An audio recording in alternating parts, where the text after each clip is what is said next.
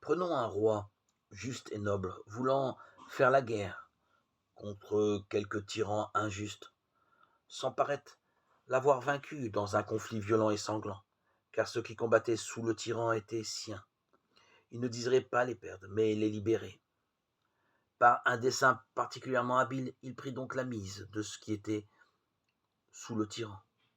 Il leur devint semblable en tout par l'aspect, jusqu'à ce que, placé sous la domination du tyran, il persuada ceux qui lui obéissent de s'en éloigner et de regagner le royaume légitime.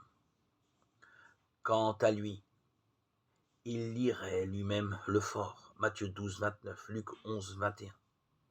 Au temps opportun, le dépouillerait de ses puissances et principautés, et le supprimerait après lui avoir ôté les captifs qu'il détenait.